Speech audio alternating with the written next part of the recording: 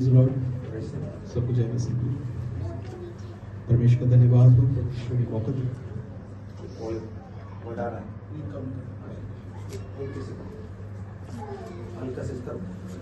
परमेश्वर ने मौका दिया है और परमेश्वर का जो वचन आपके साथ बांटने का जो हम सबको जो मिला है टॉपिक वो है विश्वास फेथ। उससे कुछ जो पवित्र आत्मा ने मुझसे बातें की हैं वो सब आपके साथ बांटने का जो मौका परमेश्वर ने हमें उसके बड़ी धन्यवाद करता हूँ। समय ना बर्बाद करते हुए जल्द से हम वचन में आते हैं। जैसे इब्रानियों 11 के पहले वचन में लिखा है, अब विश्वास आशा की ही वस्तुओं का निश्चय और अनदेखी वस्तुओं का प्रमाण है। विश्वास जो है आशा की हुई वस्तु का निश्चय है और अनदेखी वस्तुओं का प्रमाण है। हमारा विश्वास क्या है? हमारी आशा किस में है? यीशु मसीह है। और अनदेखी वस्तु क्या है? अनदेखी वस्तु है उसके साथ वास करना उस स्वर्ग के सियोन में। इसकी 6 आयत में कहता है, और विश्वास बिना उसे प्रसन्न करना अधूरा है, क्योंकि परमेश्वर के पास आने वाले को विश्वास करना चाहिए कि वह है और अपने खोजने वाले को प्रतिफल देता है। जो एक विश्वास के ऊपर है कि हम सब विश्वास में तो है, क्या विश्वास हम में है? 6 आयत यही पूछती है कि विश्वास बिना उसे प्रसन्न करना अधूरा है। जो परमेश्वर को विश्वास करते हैं उनके अंदर एक विश्वास होता है कि उन्हें परमेश्वर को पसंद करना है, मनुष्य को नहीं पसंद करना, किसी को पसंद नहीं करना, सिर्फ अपना उद्धार करना परमेश्वर को पसंद करना है और उसकी आशा की बाट जोड़नी है और उस विश्वास में उस आशा में रहना है कि एक दिन हमारे जो हम विश्वास में जो हम बढ़ रहे हैं जीवन की उसमें हम अपने परमेश्वर उद्धारकर्ता को देखेंगे और वो हमें देख के प्रसन्न होंगे। उस दिन को, उस घड़ी को, उस क्षण को हम याद करते हैं क्योंकि हमने वो देखा नहीं, हमें नहीं पता कि हम आज के दिन में हम कल देखेंगे नहीं पता, लेकिन हम विश्वास कर रहे हैं कि हम उस परमेश्वर के दिन को देखेंगे और इसी आशा में हम बढ़ते हैं। लेकिन हमारा विश्वास भी है, विश्वास जो है उसके समान है कि विश्वास परखा जाता है और परमेश्वर का कलाम कहता है कि जो अंत तक धीरे धीरे रहेगा उसे मैं अपने साथ बैठाऊंगा, उसे स्वर्ग सियोन का वारिस बनाऊंगा। हमें अंत तक धीरज करना है, हमारा विश्वास तभी बढ़ता रहता है। जैसे हम पुराने नियम में बहुत सारे विश्वास के उदाहरण हैं, लेकिन कुछ दो व्यक्तियों के बारे में पवित्र आत्मा ने जो मुझे अगुवाई दी है वो आपके साथ में बांटना चाहूँगा। पहला है यूसुफ के बारे में। हम देखते हैं कि उसका विश्वास परमेश्वर ने कैसे रखा है। देखते हैं कि उसके भाइयों ने, उसके सगे भाइयों ने उसको गड्ढे में डाल दिया, फिर गुलामी में बेच दिया, फिर जब वो दूसरे देश में अपनों से दूर था, फिर जहाँ वो काम करता था वहाँ पे उसके चरित्र के ऊपर एक आरोप लगा के उसे बंदी गृह में डाल दिया गया। ऐसी अवस्था में भी जहाँ अंधकार ही है, ज्योति की कोई उम्मीद नहीं है, लेकिन पर उसका जो भरोसा था अपने परमेश्वर यहोवा, अपने यहोवा पर जो भरोसा उसने रखा, हम देखते हैं परमेश्वर ने उसके जीवन में कार्य किया। जो अपने भाइयों से वो कहता है कि तुमने मेरे लिए बुराई नहीं की, लेकिन परमेश्वर ने, मेरा विश्वास था, उन बुराइयों को मेरी भलाइयों में बदल दिया।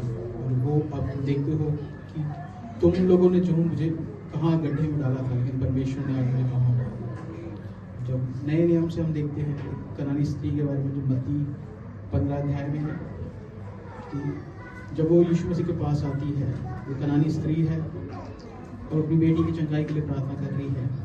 यीशु उसको देख भी नहीं रहा, उसको बोल भी नहीं रहा है, लेकिन वो बार बार, क्योंकि उसे विश्वास है कि यीशु मसीह ही है जो ये कर सकता है, उसका विश्वास है।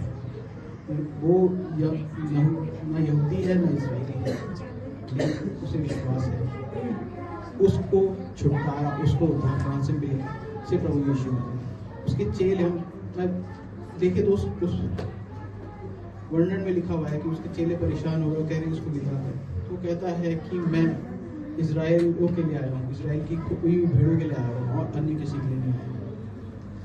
फिर भी वो उसको बोल रही है, प्रार्थना कर रही है। तो वो कहता है कि पुत्रों की रोटी कुत्तों को नहीं देता, लेकिन उसमें भी वो देखो क्या कह रही है। वो कह रही है कि कि मालिक जो मेज से गिरता चूर चार वो भी खा के उसको जो वो तृप्त हो जाते हैं। मतलब वो कह रही है कि प्रभु यीशु मसीह, मुझे इतना विश्वास है कि तुझसे अगर मुझे कुछ क्षण का भी कुछ मिलेगा ना, वो मेरे लिए काफ़ी है। मतलब तिनके भर का भी सहारा प्रभु तेरी तरफ से मेरे लिए बहुत बड़ा है, मैं उस तूफान से लड़ जाऊँगा। इन दो व्यक्तियों के बारे में हम ये देख रहे हैं कि एक की अवस्था ऐसी है कि वो अंधकार में बैठा है, कोई उम्मीद नहीं है, अपनों से दूर है, कोई अपना नहीं है, बंदी गृह के अंदर पड़ा हुआ है, लेकिन वहाँ से भी परमेश्वर का वचन जो उसके दिल में था एक विश्वास की ज्योति बन गई। और स्त्री के बारे में भी हम देख रहे हैं कि उसने कहा कि परमेश्वर तेरा तिनके भर का सहारा भी मेरे लिए काफी है। तो इतना सभी कह दे तो और यहाँ पे हम देख रहे हैं कि कोई गवाही नहीं दे रहा है, यीशु मसीह कह रहे हैं जा तेरा विश्वास तेरे लिए करे। मतलब यीशु मसीह ऐसा ही हमें विश्वास करना है कि यीशु मसीह जब हम अपनी इस दौड़ को पूरा करेंगे तो परमेश्वर हमें बोले हाँ तूने विश्वास की अच्छी रखवाली करी। जैसे पौलुस कहता है अब मेरी दौड़ पूरी हुई और मैंने विश्वास की अच्छी रखवाली करी। इसलिए एक कहानी मैं शेयर करना चाहूँगा। एक चीन में एक पहाड़ी देशों में क्या होता था कि वहाँ पे लोग हैं वो रस्सियों के ऊपर चलते थे और एक रस्सी वाला जो था अपने ऊपर बिठा के लोगों को एक दूसरी तरफ से दूसरी तरफ पहुँचाता था। तो नीचे गहरी खाई होती थी, तो लोग जो थे उसकी तारीफ करते थे, वाह क्या काम कर रहा है। तो उसने उनसे पूछा क्या विश्वास करते हो कि मैं आपको इस पार से उस पार तक छोड़ दूंगा? कहते हाँ हम विश्वास करते हैं कि आप हमें कर सकते हो। लेकिन जब वो पूछता है कि कौन मेरे साथ चलना चाहेगा तो सब लोग चुप हो जाते हैं, क्योंकि वो कह रहे हैं कि हम विश्वास करते हैं लेकिन उनके मनों में विश्वास नहीं। आज के हमारे मसीह जिंदगी में भी यही है कि हम लोग विश्वास तो करते हैं लेकिन क्या हमारे अंदर विश्वास है? जैसे मैंने स्टार्टिंग में बोला हम विश्वास में तो क्या विश्वास हमारे अंदर है? हम अपने आप को परखना जाना कि विश्वास जो है किसी बोलने से नहीं, क्योंकि कर्म बिना विश्वास अधूरा है। हमारे कर्मों से, हमारे कामकाज से, हमारे बोलचाल से विश्वास है।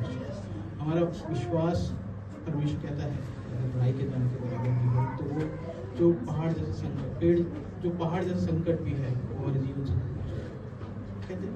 ये एक बात नहीं है कि वो सच में मुश्किल हो जाए, लेकिन हाँ उसमें चलने के लिए हमें उसमें दृढ़ होने के लिए जो चाहिए विश्वास में मजबूती चाहिए वो मिल जाएगी। और वो मजबूती हमें कहाँ से मिलेगी? वो परमेश्वर के वचन से मिलेगी। हम देखते हैं अगर पतरस की घटना को भी देखें, पतरस कहता है कि मैं विश्वास करता हूँ प्रभु मैं चल पानी पे, तो उसको पतरस को यीशु मसीह बोलता आ जा। तो पतरस चल रहा है तो आधी जब हवा का झोंका लगा तो उसने दाएं बाएं देखा।